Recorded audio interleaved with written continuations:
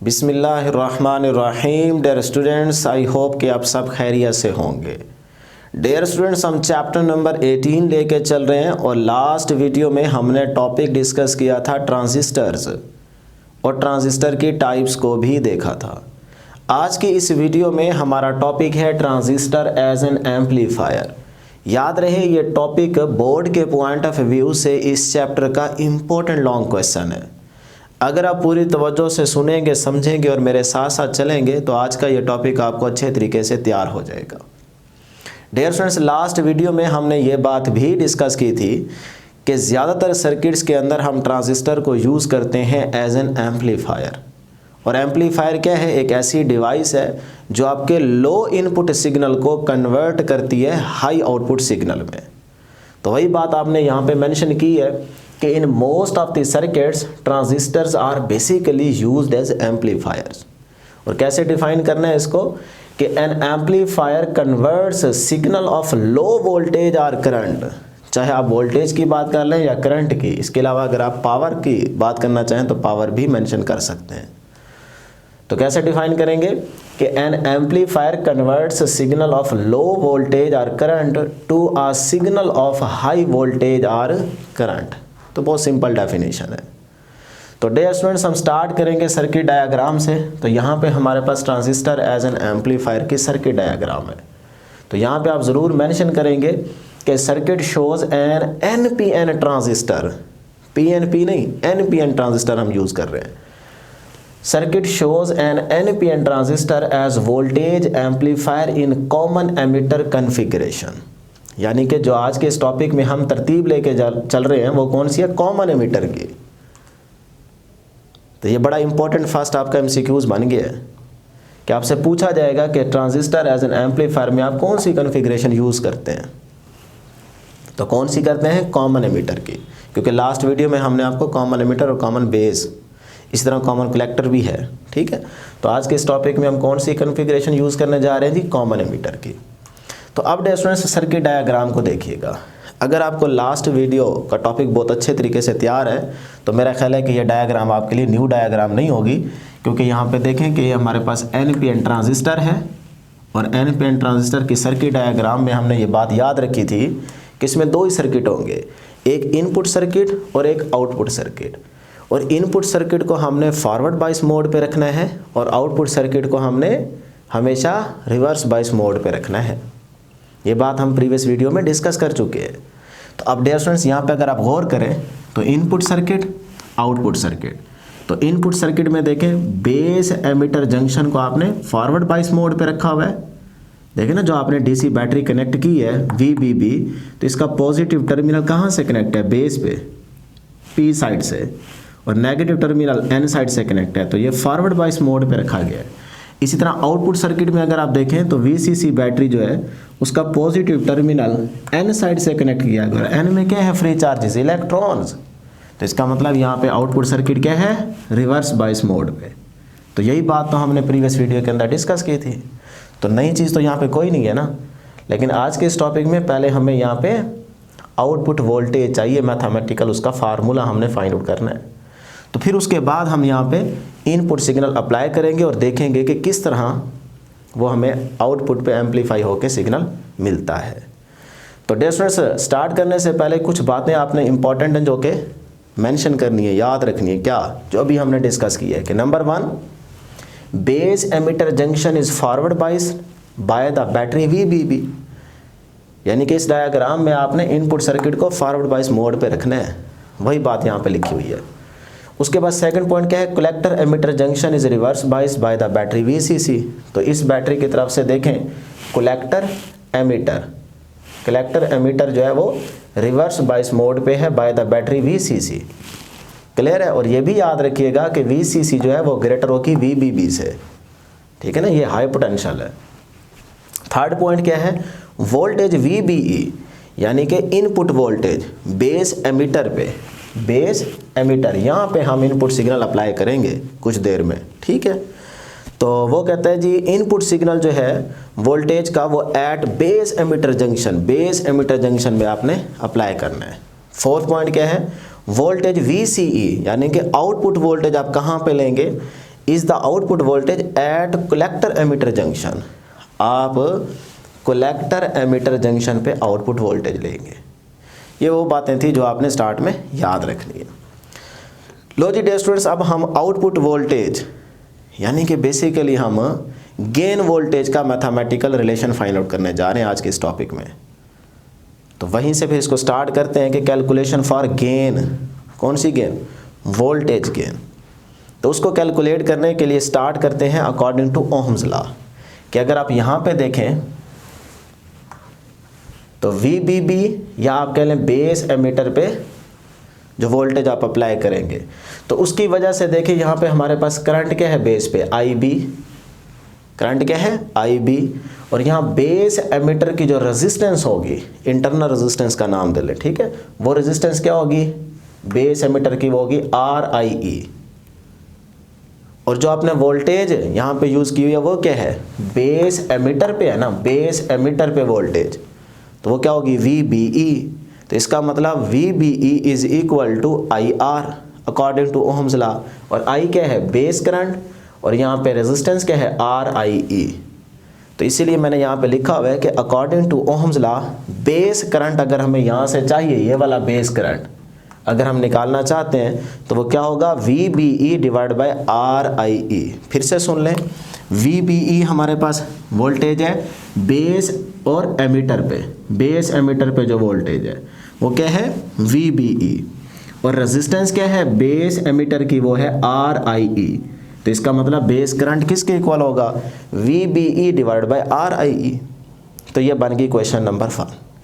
अब डिस्टेंस यहाँ पे हमने मेंशन कर दिया है कि RIE ये जो है ये base emitter resistance of the transistor, transistor की बेस एमिटर रेजिस्टेंस है, जिसको आप इंटरनल रेजिस्टेंस कह सकते हैं। उसके बाद डिस्टेंस हमें करंट गेन को हम प्रीवियस वीडियो में डिस्कस कर चुके हैं, बीटा, वो किसके इक्वल था IC ओवर IB। तो यहाँ पे अगर हमारे पास करंट गेन क्या है beta is equal to IC over IB, तो यहाँ से हमें IC चाहिए, कलेक्टर करंट चाहिए। देखें ना, हमने बेस करंट तो फाइंड आउट कर लिया, तो हमें कलेक्टर करंट भी चाहिए।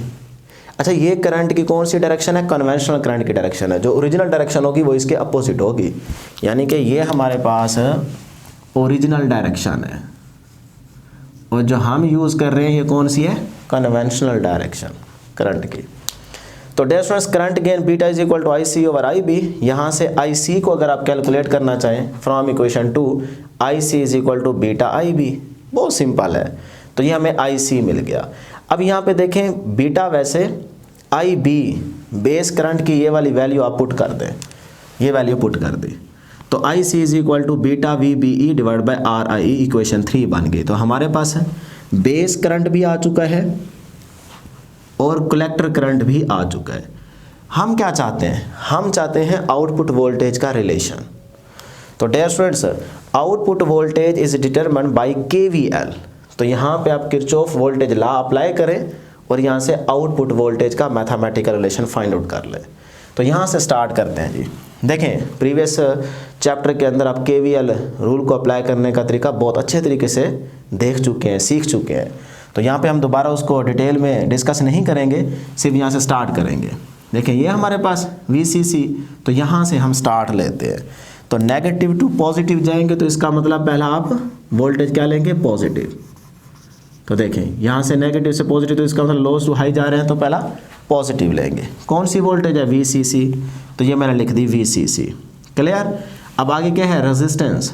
तो यहाँ पे ड्रॉप होगा ना वोल्टेज का, तो जो वोल्टेज का ड्रॉप होगा माइनस में, माइनस वोल्टेज क्या होगी? VC। तो VC का मतलब according to Ohm law ICRC। क्लियर? ये रेजिस्टर के क्रॉस वोल्टेज का ड्रॉप आ गया। फिर आप यहाँ पे पहुँचे, यहाँ पे क्या है? कलेक्टर, और यहाँ पे क्या है? एमीटर, यानी कि यहाँ पे। तो कलेक्टर एमीटर के अक्रॉस जो वोल्टेज का ड्रॉप होगा वही आपके पास आउटपुट होगी, और वो क्या है? VCE। तो ये भी तो ड्रॉप ही है ना, तो ये क्या होगा? माइनस का, तो ये minus VCE is equal to 0। यही तरीका हमने KVL में सीखा था। अब डिस्टेंस यहाँ से हमें चाहिए VCE आउटपुट वोल्टेज। VCE का मतलब कलेक्टर एमीटर पे जो वोल्टेज मिल रही है वो क्या है? Output voltage. ठीक है जी। तो डियर स्टूडेंट्स ये वी सी इस साइड पे जाके प्लस हो जाएगा और ये दोनों फैक्टर्स अपनी जगह पे रहेंगे। तो वी सी ई को मैं लिख सकता हूँ वी नॉट यानी कि आउटपुट वोल्टेज। तो ये जो वी सी है इसको मैंने वी नॉट लिख दिया है और ये वाली चीज़ वैसे की वैसे लिख दी है यहाँ पे। तो V not is equal to V C C minus I C R C. अब डियर स्टूडेंट्स वी नॉट वैसे, वी सी सी वैसे, मैंने आई सी की ना, आई सी की ये इस आई सी की वैल्यू पुट कर दी है ये वाली। तो आई सी किसके इक्वल है? Beta V B E over R I E. तो मैंने लिख दिया यहाँ पे आई सी की जगह beta V B E over R I E और ये वाला आर सी वैसे का वैसे। तो ये बन गई जी इक्वेशन नंबर ए, जो कि बहुत इंपॉर्टेंट है और यही इक्वेशन हमें आउटपुट वोल्टेज की चाहिए थी। तो ये हमारे पास आउटपुट वोल्टेज की इक्वेशन आ गई ए। इसे मैंने डिफरेंट नेम से शो किया ताकि ये आपको पता लगे कि भाई इंपॉर्टेंट इक्वेशन है। अब हमने क्या करना है? लो जी आउटपुट की इक्वेशन तो आ गई। अब डियर स्टूडेंट्स हमने यहाँ पे थोड़ा सा स्मॉल जो है वोल्टेज अप्लाई करना है, यानी कि इनपुट सिग्नल अप्लाई करना है और देखना है कि आउटपुट सिग्नल हमारे पास कैसे बढ़ जाता है, उस पर क्या फ़र्क पड़ता है। लो जी फिर इसी बेस एमीटर पे हम क्या करने जा रहे हैं जी? स्मॉल इनपुट सिग्नल अप्लाई करने जा रहे हैं। तो ये डियर स्टूडेंट्स हमने क्या कर दिया? स्मॉल इनपुट सिग्नल वोल्टेज का अप्लाई कर दिया। तो यहाँ पे मैं लिख देता हूँ कि ये हमने वी बी ई यानी कि बेस एमीटर पे स्मॉल इनपुट सिग्नल अप्लाई कर दिया वी इन। अब होगा क्या? अगर आप यहाँ पे स्मॉल इनपुट सिग्नल अप्लाई करें तो जाहिर सी बात है बेस करंट में भी चेंज आएगा, आएगा कि नहीं आएगा? आएगा। और अगर देखें ना यहाँ पे आपने चेंजेस लाए हैं ना, चेंजेस जैसे ही लेके आएंगे तो इसका मतलब बेस करंट में भी चेंज आएगा, स्मॉल चेंज आएगा। अगर बेस करंट में चेंज आएगा तो बेस करंट पे कलेक्टर करंट तो डिपेंड करता है, तो इसका मतलब फिर कलेक्टर करंट में भी चेंज आएगा। तो अगर कलेक्टर करंट पे चेंज आएगा तो इसका मतलब आउटपुट पे आपको चेंजेस मिलेंगी। तो देखें ना स्मॉल इनपुट सिग्नल अप्लाई करने से इसका मतलब यहाँ पे चेंजेस होंगी, होंगी कि नहीं होंगी? होंगी। तो उसी चीज़ को फिर लेके चलते हैं और देखते हैं मैथमेटिकल रिलेशन इक्वेशन ए से आगे कौन सी इक्वेशन बनती है और वो चेंज जो आता है वो कितना आता है, उसको हम गेन बोलते हैं। तो यहाँ से देखिएगा dear students, when a small signal voltage delta V in, यानी कि इसमें हमने जो इनपुट हमारे पास सिग्नल था पहले वी बी ई, उसके अंदर हम चेंज लेके आ रहे हैं कितना? डेल्टा वी इन का। Is applied at the input terminal then the following changes occur. जब आप ये input signal delta V in पहले वाली वी बी ई में अप्लाई करेंगे तो इसका मतलब वोल्टेज में चेंज आएगा ना, जिसकी वजह से करंट में भी चेंज आएगा और बेस करंट में चेंज आएगा तो कलेक्टर करंट में भी डेफिनेटली चेंज आएगा। तो उसके लिए फिर वो कहता है कि ये कुछ चेंजेस आपके सामने आएंगे जिसको आपने याद रखना है कि जो वी बी ई है बेस एमीटर पे जो वोल्टेज थी अब वो वी बी ई नहीं रही बल्कि वो V B E plus delta V in बन गई है। पहले क्या थी? पहले वी बी ई थी ना स्टार्ट में। जब आप ये वाला सिग्नल अप्लाई करेंगे तो ये क्या है? डेल्टा वी इन। तो ये उस वी बी ई में क्या हो गया? ऐड हो गया, चेंजेस आ गई ना। तो वी बी ई अब बन जाएगा V B E plus delta V in. उसके बाद अगर वी बी ई में चेंज आया है तो बेस करंट में भी चेंज आएगा। तो आई बी जो है ये बन जाएगा I B plus delta I B, उसमें भी स्मॉल चेंज आ जाएगा। अगर बेस करंट में चेंज आया है तो फिर कलेक्टर करंट तो बेस करंट पे डिपेंड करता है, तो कलेक्टर करंट जो आई सी है वो फिर बन जाएगा आई सी प्लस डेल्टा आई सी, उसमें भी चेंज आएगा। और आपको पता है कि कलेक्टर पे आपको आउटपुट मिलने जा रही है तो फिर आउटपुट पे भी चेंज आएगा, जो कि पहले वी नॉट थी तो अब हो जाएगी V not plus delta V not. तो ये चेंजेस आएंगे जब आपने स्मॉल इनपुट सिग्नल अप्लाई किया। तो अब हम जब ये चेंजेस आएंगी तो आउटपुट सिग्नल देखना चाहते हैं, तो आउटपुट वोल्टेज का हमें रिलेशन चाहिए। नाउ इक्वेशन ए बिकम्स, ये इक्वेशन दोबारा लेने लगे हैं तो इस इक्वेशन में चेंजेस आ गया ना, तो जहाँ पे ये वाली वैल्यू आपको नज़र आएंगी उनकी जगह डियर स्टूडेंट्स आप ये वाली वैल्यू पुट कर दें, कोई मुश्किल काम नहीं है। इक्वेशन ए में ये जो वैल्यू आपको नज़र आ रही है जहाँ पे ये नज़र आए इक्वेशन ए में, उस इक्वेशन ए में फिर इनकी जगह ये वाली वैल्यू लिख दें और सिंप्लीफाई करेंगे आंसर आ जाएगा। तो देखें जी वी नॉट तो V0 को मैंने लिखा V0 plus delta V0। V0 जहाँ नज़र आएगा वहाँ क्या लिखेंगे, V0 प्लस डेल्टा V0, तो V0 plus delta V0। VCC वैसे, माइनस बीटा वैसे, VBE जहाँ नज़र आए वहाँ पे लिखो VBE प्लस डेल्टा VN। तो मैंने इस VBE की जगह लिखा VBE plus delta VN। Clear, divide by RE वैसे और RC भी वैसे। ये बन गई क्वेश्चन नंबर बी, जो कि बहुत इंपॉर्टेंट है, जिसमें स्मॉल चेंज आपको नज़र आ रहा है। अब डियर स्टूडेंट सब्ट्रैक्ट इक्वेशन ए, इस इक्वेशन ए को इस इक्वेशन बी में से माइनस कर दें, निकाल दें। तो ये देखें जी, लेफ्ट साइड वैसे लिखी और इसकी लेफ्ट साइड इसमें से सब्ट्रैक्ट हो गई।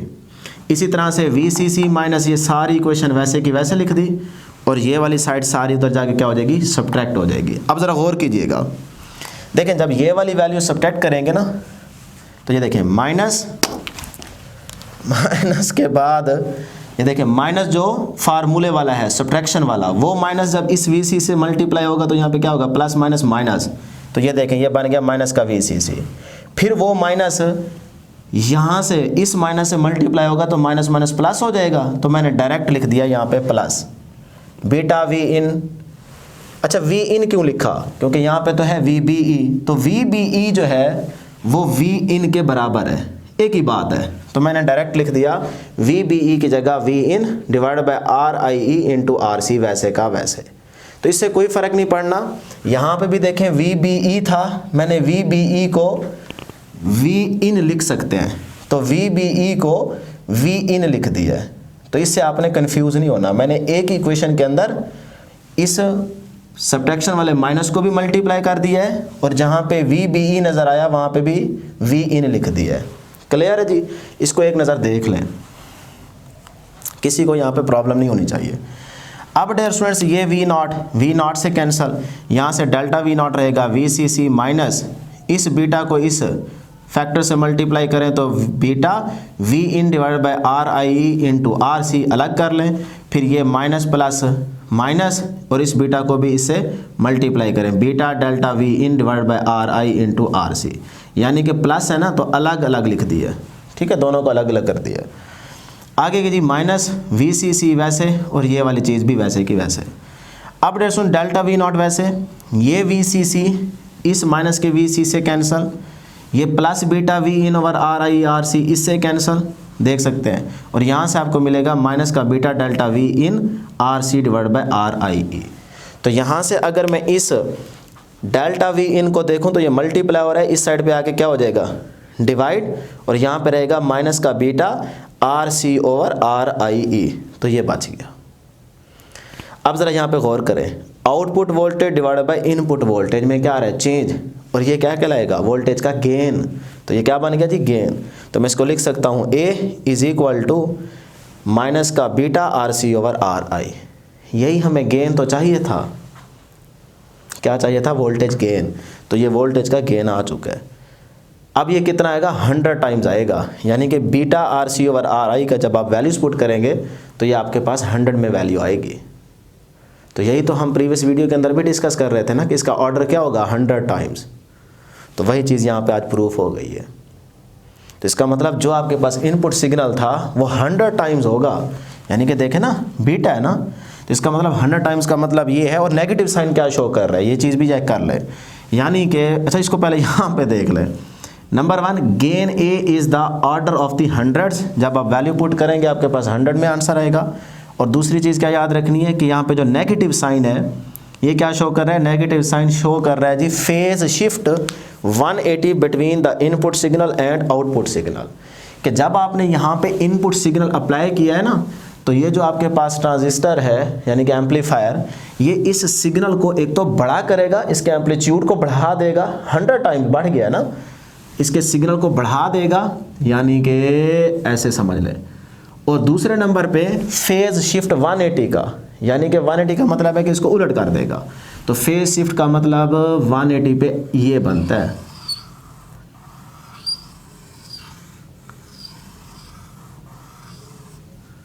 ठीक है ना।